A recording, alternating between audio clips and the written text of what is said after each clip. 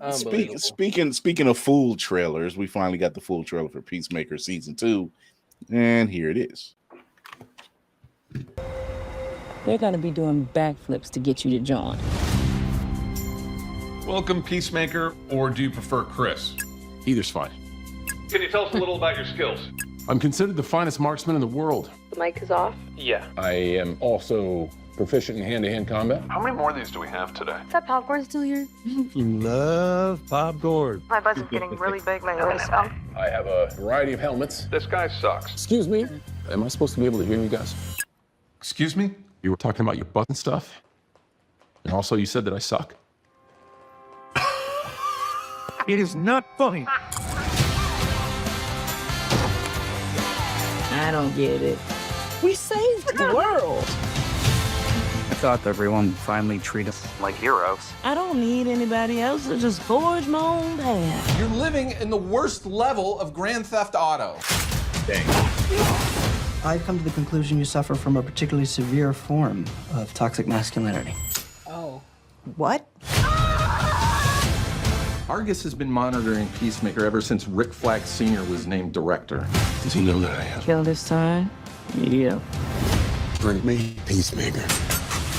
Mexicali, you scan for any anomalies throughout that house. Pony Boy, don't let him out of your sight. Titties, I want you to take the front door. Encino Man, you take the back door. Got it? Yeah, but not the fucking names, dude. You can't just call us that. Who do you think we are, fucking Berkeley?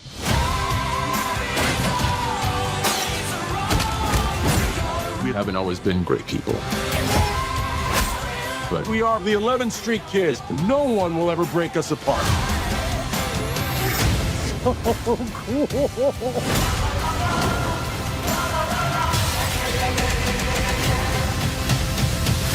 You ready for the next adventure, pal? Keep on keeping on. What? Who the fuck are you? I am so curious about that last part, but what you got, Spartan? No, it's a guess. It's an educated guess. It's an educated guess in the multiverse. That's all I can say. Because the only reason it was a dead giveaway was because of the band on the wall. It was the band on the wall that's a dead giveaway for an alternate universe. What the hell? The band on the wall where? Hanoi Rocks. Yeah. Because it's a Justice League reference from Justice League Unlimited. That's the reason why I'm like, oh, it's a multiverse. It's a multiverse bit. So do you think they're going to introduce Flash in this? Oh, not that Barry, please. I don't know if it's going to be Flash. I don't know if it's going to be Flash. I felt the pain rise up towards my way from this man's head. I don't know if it'll be Flash in that scene or that episode, but that's at least that's new Peacemaker and Snyder cut Peacemaker technically. Yeah. But we don't talk about Snyder. Well, this will explain why we saw. This would explain why we saw the previous Justice League in the last season, and possibly we'll figure out what we're. No, this explains why we seen Aquaman. Yeah, apparently, and unfortunately Barry. We didn't really see Diana and Clark. But the crazy part is, not to throw fuel to fire, Grant Gustin has been awfully quiet when it comes to DC projects as of late. As he should. He's been very tight. He went from saying it would be great to be included to very quiet. A decision has been made. I mean, we aren't against it. We've already voiced that. Lobo's been pretty hush hush about everything too.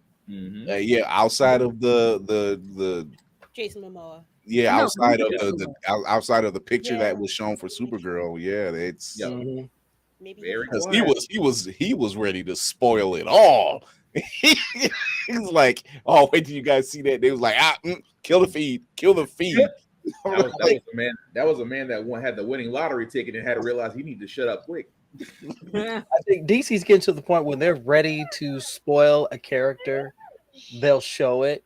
And I'd rather go with that formula because when they brought Mr. Terrific, I was happy. I was very pleased with that. but that means they were ready to present it. So all these little, oh my gosh, we got a picture of them on the set. Shut the hell up. Just look, they shot here in Cleveland. Yeah, I seen some things on the set, so I'm just like, hey, this is good. This is fun.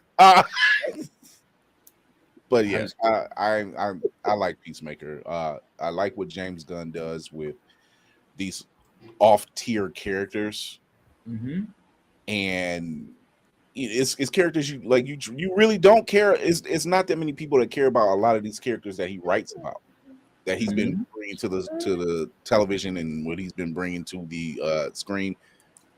Because Guardians of the Galaxy, nobody was talking about any of these people at all. We knew as comic book readers, we knew they existed, but they weren't on our radar as like, oh, I gotta get that book. I gotta get that Star-Lord book. Nobody was. That wasn't on folks' radar like that. No. And what's funny is those who knew about Guardians of the Galaxy, like you, like Chris and Spartan and I do, we kind of looked and it's like, y'all could have spotlit the original team. And I said, yeah, no, I know what they're doing. I know what they're doing. They did. And they ended up showing some of them later on. Yondu was the only one that actually got full screen. Yeah. We didn't get Martin X. We didn't get Charlie 13. I was like, come on, y'all. Y'all could have put Charlie 13 on it. That would have been hilarious. Yeah. I will say they did give homage to the original group at the end of 2. So at least everybody's like, what's that? I said that's the original team.